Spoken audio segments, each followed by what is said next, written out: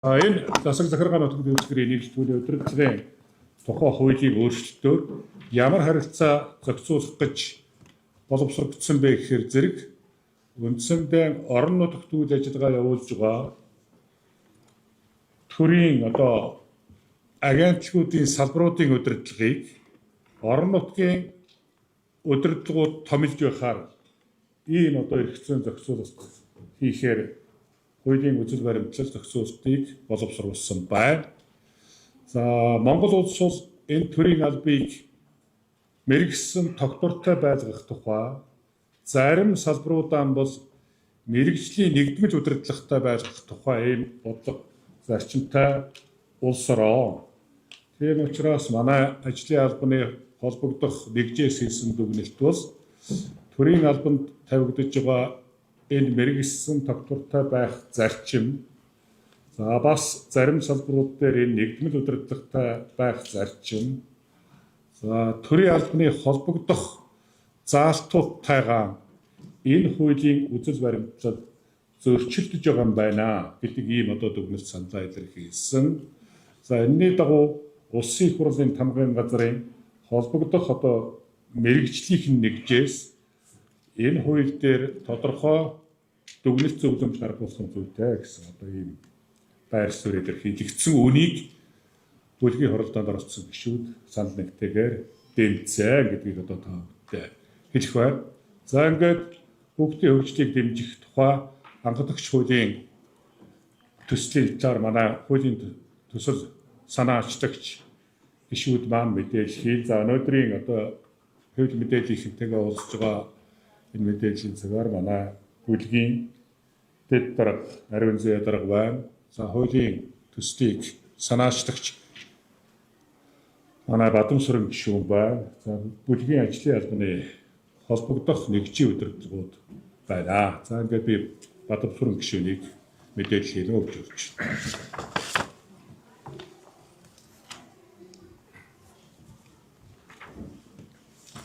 Сайн байцгаана уу? Юуны өмнө Монгол орны ирээдүйн улсын нийт хүүхэд орчуудтай удахгүй тохиох хүүхдийн байрын мэдлэгийг өргөн төвшүүлье. Монгол улсад хүүхдийн хөгжлийг дэмжих тухай анхлагч хуулийн төслийг бид боловсруулан улсыг болдох Монгол Ардын намын бүлгээр хэлэлцүүллээ. Тэгэхээр энэ хуулийн гол зорилт бол хүүхдүүдийг зөвхөн хамгаалах эрхийн хангахаас гадна эцэг эхийн оролцоотойгоор бүх салбарын байгууллагууд буюу боловсрол, хүүхдийн байгууллага, спорт, соёл зэрэг байгууллагуудын уялдаа холбоо, орон нутгийн уялдаа холбоотойгоор оролцоотойгоор хүүхдийн хөгжлийг хичээлээс гадуурх амралтын цагуудад дэмжиж хөгжүүлэх үйл ажиллагаанд хэрэгтэй энэ зохицуултуудыг тусгаж хуулийн төслийг боловсруулсан. Тэгэхээр олон улсын зарчим бол оролцоотой хүүхэд хөгждөг, хөгжсөн хүүхэд хамгаалагддаг гэдэг гол зарчим баримталдаг. Тийм учраас хүүхдүүдээ хөгжүүлэх үйл ажиллагаанд төр эцэг эх орон нутаг бүх талаар оролцож ажиллая гэдэг ийм зорилтыг төвшүүлсэн. Тэгэхээр Монгол улсад олон удаагийн хийгдсэн судалгаагаар эцэг эхчүүд орлогын байдлаас хамаарч хүүхдээ хүссэн секс ууланд нь хөгжүүлэх үйл ажиллагаанд бас хамруулах боломж дутамгүй байна гэдэг дүгнэлт гарсан. За мөн нийслэл болон хөдөө орон нутгийн хооронд хөгжлийн ялгаатай байдал хүүхдэд энэ хөгжүүлэх үйл ажиллагаанд бас тулгарч байна. Тийм учраас энэ үйл ажиллагаанд бүх хүнд тэгш боломж олгохыг, бүх хүүхдэд тэгш боломж олгохыг зорио гэдэг ийм агуулгаар. За дээр нь хамгийн гол зүйл нь хууль батлах нэг хэрэг, боловсруулах нэг хэрэг, гол нь энийг хэрэгжүүлэх оновчтой механизм болон санхүүжилтийн тогтолцоог бүрдүүлж өгөхийг зорьсон. За энэ хүрээнд Монгол улсын үндэсний баялагын сангийн тухай хууль 2024 онд батлагдсанаар энд ирээдүйн үе сан гэж энэ санд нийт Монгол улсын хэмжээнд жилдээ уул уурхай салбараас төвлөрдөг арс нутгийн нөөц гэсний төлбөр буюу амнаатын роялтингийн төлбөрийн 65% энэ санд төвлөрж байна. За энд бол жилдээ 4-өөс 6 орчим их найт төгрөг энэ төвлөрдөг. За энд одоогийн байдлаар үндэсний баялагын сангийн ирээдүйн үе сан буюу 3 төрөлцөн сангийн нэг болох ирээдүйн үедээ хөрөнгө хөрөнгөлүүлэх ирээдүйнхөө хөгжид зориулах ийм зориулттай энэ ирээдүйн үе санд 6 их найт төгрөг байна. Энэ 6 их найт төгрөгийг жилд 4.1% үүтэй санхүүгийн хэрэгсэлд хөрөнгө оруулах буюу гадаадаас бонд жилийн 4.1% үүтэй одоо худалдаж авч энэ хөрөнгө хариуцуулж байгаа. Энэ 6 ихний дүүргийн хүүхэд нэг жилд 200 гаруй тэрбум төгрөг төлдөж байна. Энэ хөрөнгөийнх нь 50-аас доошгүй үе буюу 120 тэрбумаас доошгүй хөрөнгийг энэ хүүхдийг одоо хөгжүүлэх секс дугуулan багш нарыг одоо дэмжих зориулъя гэдэг гол одоо хуулийн маань үзэл баримтлал ийм байгаа. Тэгэхээр баялагын санг бол одоо ирээдүйн үеэс зээлж буюу газрын хэвлэлийн баялагийг өнөө үе одоо ашиглаад энийг бол ирээдүйдээ хадгалж байгаа бол хамгийн сайн одоо ийм хууль зарчим болсон. Гэхдээ энэний үндсэн мөнгөнд нь хүрэхгүйгээр зөвхөн хүүгээс нь одоо хүүхдүүдэд зориулъя. Хүүхдүүдэд мөнгө хадгалах нь нэг хэрэг. Нөгөө талдаа цаг алдахгүйгээр хүүхдийнхээ хөгжүүлэхэд зориулж хүүхдийнхээ ахиц өөрчлөлтийг одоо дэмжих зорилтоор энэ одоо хүүгийн орлогоос нь тодорхой үеийн одоо зориултыг баяа гэдэг ийм одоо гол одоо зарчимтай хуулийн төслийг одоо боловсруулсныг одоо намын бүлгээс хэлцээд одоо их хурлын байнгын орооч болгонд одоо хэлцгээр болсон. Гэхдээ энийг цаашид илүү одоо сайжруулах, салбар хоорондын уялдаа холбоог хангах, санхүүжилтийн их үйлчлэлтэй холбоотой гэдэг олон зүйлийг илүү одоо сайжруулж хязгаарч явах зүйтэй гэж одоо намын бүлгээс үзснийг одоо энд та бүхэнд хэлцүүлээ. Асуу тодруулах зүйл бий юу? Хөгжүүлэлттэй хөгжлийн хөгжлийн чиглэлээр юм заасан байна. Тэгээд баялагын сангийн 6 нийтийн одоо хөнгө орлого гэхээр одоо ч бол хөнгө байлгах ашигласан. Хөнгө орлого нэг их байхгүй болсон. Нийслэл бол үгдийн 6 нийтийн хүүтэй байлгалаад нэг иргэний хөнгө орлого олж таа. Тэгэхээр 6 нийтийн хэрэглэн ажил багтуулж тэгээд тодорхой хүүтэй байлгах хэдийн хэмжээний орлого олж болно.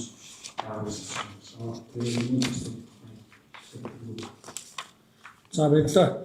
Тэгэхээр хүүхдийн хөгжлийг дэмжих зорилтоор шинжлэх ухаан, инженерчил, математик, технологи, гадаад хэл, спорт, биеийн тамир, хөтөлбөр суурилсан хөв үний хөгжил, сэтгэл зүйн боловсрол, санхүүгийн боловсрол, нийгмийн оролцоо, хөрвүүлэн байгаль орчны боловсрол, байгаль хамгаалал, соёл урлаг гэсэн энэ чиглэлээр хүүхдийг хичээлээс гадуур буюу чөлөөт цагаараа хөгжөлтөнд зориулж одоо энэ чиглэлүүдээр хөгжүүлэлтөнд дэмжлэг үзүүлж эцэг эхтэйгээ хамтарч төрөөс дэмжнэ гэсэн үг. Өөрөөр хэлбэл зөвхөн ерөнхий улс орны сургууль буюу цэцэрлэгт одоо хүүхдийн босод хөгжлийн асуудлыг даатгаад орхих биш. Эцэг эх болон төр дэмжлэг үзүүлэх нь зүйтэй гэж одоо үзсэн. За баялагын сангийн үндэсний баялагын сангийн хуулийн 3 сантай, нэг нь ирээдүйн үе сан, хоёр дахь нь хуримтлалын сан, гурав дахь нь хөгжлийн сан. За ирээдүйн санд бол ач холбогдолтой нөөцийн төлбөрийн орлого 65% нь төвлөрч байгаа. Энэ жилдээ бол 2-3 ихний төгрөг төвлөрдөг. Одоогор 6 ихний төгрөг байгаа. Энэ 6 ихний төгрөгийг жилийн 4.1% хүүтэй гадаадаа одоо банк санхүүгийн байгууллагад хөрөнгө оруулалт хийх буюу бонд худалдаж авч арвижуулж байгаа. Өөрөөр хэлбэл 6 ихнийдийн 4.1%-ээр жилдээ 240-оос 250 тэрбум төгрөг зөвхөн хүнд нь орж байгаа гэсэн үг. Тэгээд 90 он дахид одоо 6 их найд дээр нэмхэн төсвийн тухай хуультай хамт баялагын сангийн төсвийг баталдаг. Энд мөн дахиад 2-3 их найд төгрөг одоо одоогийн байдлаар бол орох боломжтой. Тэгэхээр дараагийн он дахид бас 8 их найд төгрөгөөс доошгүй. Тэгээд цаашдаа бол ингээд одоо аш матмлыг газрын хэвлэлийн байдлыг олгорлож байх юм бол эндээсээ хөрөнгө нь бол эндээ төлрөөд явна гэдэг ийм хүүтэй хадгалж байгаа. 4.1% одоо хүү гэж хэлж болох юм да 4.1% нь нөгөө бонд худалдаж авч байгаа шүү дээ тийм. Хоёрдугаар бол хуримтлалын сан гэж байдаг. Эндээ энэ одоо төрийн өмчит буюу одоо энэ Эрдэнэс таван толгой, Эрдэнэ төвлөрд гэдэг энэ компаниудын төрийн эзэмшилд ноогдох хувь ноогдол одоо ашиг гэж хэлж болно. Энэ мөнгнөөс жилдээ 450 тэрбум төгрөг ордог. Энэ мөнгийг жил болгон ипотекийн зээл буюу жилдээ 2000 гаруй иргэнийг орон сууцтай болоход нь зориулсан санхүүгийн их усүр болгож арилжааны банкудад одоо хуурилдаг. Энэ 450 тэрбум төгрөгийг хуурлаад арилжааны банкуд энэ их усүрээр нь зээл олгодог. 6% үедээ зээл. 3 дахь сан бол хөгжлийн сан. Энэ хөгжлийн санд нь төсөв ашигтай гарсан тохиолдолд мөнгө хөрөнгөлүүлээд эндээс дэд үтсийн одоо болон бусад төсөл арга хэмжээнд үндэсний хэмжээнд их хурл батал зарцуулдаг гэж заасан боловч одоогор хөгжлийн санд төсөв ашигтай гараагүй учраас энд бол одоо хөрөнгө бол огт хөрөнгөлөгдөөгүй байх гэсэн. Өөр манай улсын эрхчлэгчийн сургуулийн хуулийг эргүүлээд авсан. Инженер бүгийн гаргаж ирж. за манай Бөмбөчр зэрэг гишүүд Монгол Улсын ерөнхийлөгчийн сонгуулийн тухай хуулийг нэмэлт өөрчлөлт оруулах хуулийн төслийг боловсруулж мэдүүлсэн өмнөх бүлгийн хуралдаанаар хэлэлцээд үзэл баримтлалын хүрээнд дэмжийг манай бүлэг дэмжигдсэн. За чуулганы нэгдсэн хуралдаан дээрээс ардчилсан намын бүлэг тодорхой зүйлүүдээр тоосоо судалгааг нарийсгаж харах зүйл байна. Тийм учраас завсарлага авъя гэж завсарлага авсан. Хуулийн төсөл санаачлагч нар өнөөдөр ардчилсан намын бүлэгдэр хуулийнхаа төслийн үзэл баримтлалын талаар тодорхой мэдээлэл хийсэн байх ёстой. Албан ёсоор хуулийн төслөө хэлцүүлгийн төвшөнд татаж явлаа гэдэг мэдээлэл бүлэгт хийгээд холбогдох их хурлын нэгжүүдээр одоогоор ирээг байна. Сая арслан дээр нэг хэлсэн байна. Энэ үед одоо танаас санал өдрөөс 3 хоног арчилж ерөнхийлөгчийн сонгуулийн санал 3 өдөр өмнө саналаа өгч болно гэж хүсэж байна. Өөрөөр хэлбэл 3 хоногоор саналын санал эхлэх гэсэн үг. Тэгэхээр энэ 3 хоног хугацаанд саналын хуудсыг солих гэдэг чинь юу? Тэрийг яаж хамгаалах вэ? Тэрхүү жоо нам үеийн саналын хуудсыг солих гэдэг юм уу? Хардтал тэрний маргаан одоо сонгуулийн сонгуул хуйлаанд гэдэг чинь юу? Ийм асуулт хандж байна л да. Тааны хариулт. Гэхдээ одоо тэгж юм солигдно нэтэр гэж мэдэхгүй шүү дээ. Сонгуул эрхэлж байгаа байгууллагыг биднээс төрийн албан хаагчдынхаа бүрэлдэхүүн тэгээр байгуулж чадаад байгаа. Хуучин бол бас намын төлөөлөлтөй сонгуулийн хэсгийн орон өдрийг байгуулдаг байсан. Тийм учраас энэ бол төрийн сонгуулаа улс төрөөс ангид мэрэгсэн байх ёстой юм. Бас энэ ажил өөрөө нэлээд хариуцлагатай үйл ажиллагаа учраас төрийн өмнө тодорхой тангараг өргөцсөн энэ албан хаагчдаасаа бүрддэг байх ёстой гэд төрийн албан хаагчдаасаа бүрдүүлсэн сонгуулийн хэсгийн хийгээ салбар хороодыг бид байгуулад сонгуулийн ерөнхий хороо мэрэгжил арга зүйн удирдлагаар хангаад ажиллаж байгаа. За санал хураалтын үйл явц угаасаа сонгуулийн санал хураалтын товлогдсон өдөр зохион байгуулагддаг. За тэр өдрүүдэд бас тодорхой хэсэг дээр нь үүргийн одоо хайрцаг ажилдаг өөрөө биеэрээ сонгуулийн санал хураалтанд оролцож чадахгүй гэдэг. За бас урьдчилж санал өгдөг юу? Одоогийн хуулиар байгаа шүү дээ. Чи тодорхой шалтгааны улмаас тодорхой үндэслэлээр урьдчилж санал өгдөг ийм зүйлийг битүүмжилж. Ийм байдлаар өнөөдөр зохицуулагдаад явж байгаа. Тэр л зарчим юм хадгалагдаад явж байгаа. Энэ удаагийн Монгол улсын ерөнхийлөгчийн сонгуулийн тухай хууль нэмэлт өөрчлөлт оруулж байгаа хуулийн үзэл баримтлал бол сонгох эрхээ эдэлж чадахгүй байгаа иргэдийнхээ сонгох эрхийг баталгаатай хангая гэдэг энэ үндсэн зарчим дээр тулгуурлаж хийгдсэн 240 орчим мянган хүний асуудал яригдах юм байна. Эннийх нь эрхийг нээж өгье. За энэ дотор төрийн сонгуулийг зохион байгуулж байгаа сонгуулийн хэсэг хийгээ салбар хороодын бүрэлдэхүүнд орсон. За тэр үйл ажиллагааг явуулахад бас хамтарч оролцдог нь улсын бүртгэгдийнхэн гэдэг юм уу? Хамгаалтын асуудал эрхэлж байгаа цагдаагийн байгууллага гэдэг юм уу? За инженер техникийн ажилчид гэдэг юм уу? Энэ улсууд энэ сонгох эрхээ эдэлж чадахгүй байгаа юм байна. Энийг нь одоо хангуулъя гэдэг нэг асуудал бий. Бас сургалтын үйл ажиллагаа элдв улсын юмнаас хамаарат үндсэн одоо харьяал бүхий одоо оршин суугаа газартаа байж чадахгүй улмаас саналаа өгч чадахгүй оюутнууд байгаа юм билээ. Энэний асуудлыг шийдье. За бас энэ уул уурхайн салбарт 14 хоногоор ээлжлэн ажилладаг энэ ажилчдын тухайн ээлжин таардсан цаг хугацаанд өөрийнхөө байгаа хаягн дээр байхгүй улмаас сонгуулийн саналаа өгч чадахгүй байгаа юм байна. Энэ зохицуулж өгье. Гадаадад ажиллаж амьдарч байгаа иргэдийнхээ сонгуулийн одоо үйл ажиллагаанд саналаа өгөх боломжийг нь дэмжиж бас санал хураалтын үйл ажиллагааг зохион байгуулах гэсэн ерөөсөө ийм л үзэл баримталтай хууль боловсролж орж ирсэн юм билээ. Дэмжсэн. За. Батамсрагчнаас тухайлбал энэ үйл засгийн газраас санал авсан болов гэж тодорхойлсон байна. Яг тэгвэл энэ нь ихэд тусан мөнгөтэй холбоотой учраас тэр мөнгөийг одоо зарцуулах дээр дэмжлэг үзүүлж байгаа юм болов. Өөр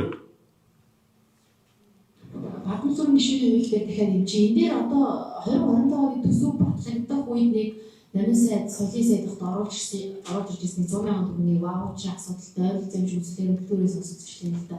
Энтэй ер нь ижил агуулгатай юу гэдэг дээрсэн. Өөр асуулт байна уу? За эндээс за энэ хуулийн төслийг одоо нөгөө талаас гадуу үйл ажиллагаа явуулдаг одоо сургалтын төвүүдийг дэмжих үйл гэж ойлгож болох уу? Одоо хэрэгжүүлэх байгууллагуудыг яаж санаа шалгаруулах вэ? За үр дүнгийн хэрхэн хяналттай байж үр дүнгийн яаж үнэлэх юм болоо? За манай хууль санаа ашиглагч гишүүн их тодорхой хариулт өгөх байхаа. Хуулийн төслийн үзэл баримтлал зохицуултыг өнөөдөр бүлэг дээр яриад манай бүлгийн гишүүд бас яг та нарын асууж байгаа шиг талбарээсээ ярилцаад санхүүжилтийн хувьд бол байж болох нэг л одоо их усүрийг тодорхойлсон юм байна. За энүүнийг өргөжүүлэх ямар болцоо байх юм гэдэг асуудлыг хэрэгцүүлгийн төвшөнд анхаарах ёстой шүү гэдэг нэг юм санаа хэлсэн. Хоёрдугаарт энэ хүүхдийн хөгжлийн талаар оролцогч байгууллагуудынхаа оролцоог бүрэн хангах тухай үр дүнгийн хэрхэн хэдүүлэн хянж явах вэ гэдэг асуудал байх тухай их тодорхой яригдсан. За энэ бол би хэрэгцүүлгийн төвшөнд их хурлын гишүүдээс гарсан саналаар одоо сайжирна гэдэгт итгэлтэй байгаа. Ер нь энэ Монгол улсын ирээдүйн эзэд энэ хүүхэд багчуудынхаа хөгжлийг дэмжих тал дээр бид нэлээ онцгой анхаарал хандуулах цаг хугацаа болцсон юм байна. Ер нь энэ хүүхдийг оюун санаа, бие бэлдэр энэ гоо зүйн боловсролын чиглэл дээр илүү анхаарал хандуулж байж энэ Монгол хүнийг зөв төлөвшүүлэх за тэгээд бас бүтээлч чадамжтай байх энэ тал руу илүү анхаарах хэрэгтэй байна гэдэг асуудал. За энэ үнд энэ хүүхдийн хөгжлийг дэмжих тухай анхдагч хууль бас тодорхой томоохон хувь нэмэр оруулах юм байна гэдэг талаас нь манай бүлгийн гишүүд ярьсан гэдэг. За ингээд би Бадамсүрэн гишүүнийг хариулт өгөхийг урьж байна.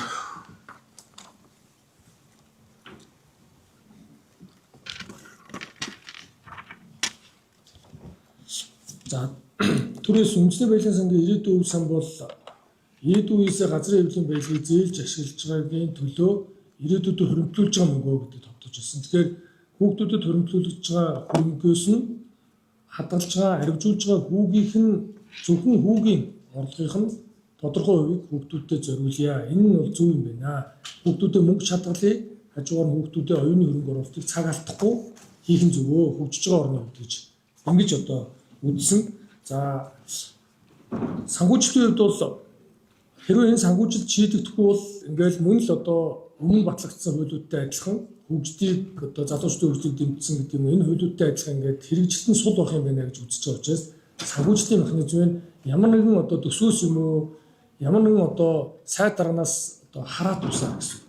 Тухайн жилийн төсөвдөр мөнгө батлагдахгүй гэхгүйгээр тогтцоогийн санхүүгийн хувьд бол ойлгомжтой болгож өгөөд баялагын санд мөнгө хөрөнгөлөгч левел ирээдүйн санд хүүхдүүдэд мөнгө хөрөнгөлөгчдөвэл энийх нь хүүгийн орлогоос нь зориулъя гэдэг ийм одоо зарчмыг цоошин одоо ийм зарчмыг дэвшүүлсэн гэсэн. Хэрэгжлийн хувьд бол төрийн болон орон нутгийн өмчийн хөрөнгөөр бараа ажил үүсгэх худалдаа авах хуультай адилхан төсвийн ерөнхийлөн захирагч буюу аймаг нийслэл сум дүүргийн засаг дарга нар бол хүүхдийн төлөө зөвлөлийн тэргүүлдэг. Тэгээд төсвийн ерөнхийлөн захирагч. Тийм учраас энэ одоо төсвийн ерөнхийлөн захирагчийн хувьд бол худалдаа авахын одоо хууль журмын дагуу гүйцэтгэгчийг сонгож шалгаруулна. За сонгож шалгаруулахдаа за тэдэн хүүхдийг тийм хугацаанд ийм хөтлөлд сургахад батлагдсан хөтлөлийн дагуу суралцахад тэдэн төгрөгийн одоо санхүүжилттэй одоо тендер байна гэдэг ингээд зарлаад тэгээд тендерт нь компаниуд оролцоод хувийн хвшил гүйцэтгэх гэсэн. Өөрөөр хэлбэл төр энэ дээр зөвхөн хяналтаа тавьж оролцсон. Төр хувийн хвшлийн түншлэл гэдэг шиг хувийн хвшлийн секс дугуулан ерөнхий улс ордын сургуулийн багш нар, соёлын төвийн багш нар гэдэг эдгээр багш нар амралтын өдрүүдэд болон за одоо тухайн ажил одоо цагийн байдлаар зохицуулт хийгээд хүүхдүүдэд сургалт явуулна. Өөрөөр хэлбэл багш нарыг нэмэлт орлоготой болгох боломж бүрдэж байгаа. Багш нар бол хамгийн сайн чаддаг зүйл нь хүүхдийг сургах.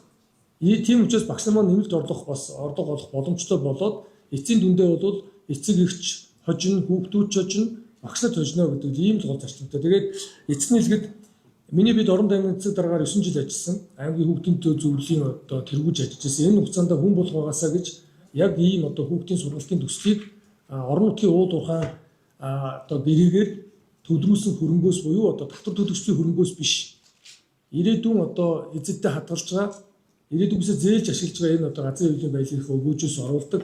Энэ тогтцоог бүрдүүлсэн энэ бол маш амжилттай хэрэгжиж байгаа учраас энэ одоо практик дээр бол туршигдсан байгаа гэсэн үг. Нөгөө талаа гадаадын ихэнх өндөр хөгжтэй улс орнууд хүүхдүүдэд зориулсан энэ дэмжлэгийг бол үзүүлж явдаг.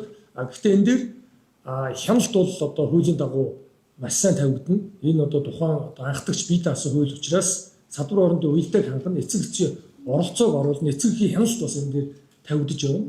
Тэгэхээр ийм одоо зохицуулттай байгаа гэж. За баярлалаа бүгдээрээ.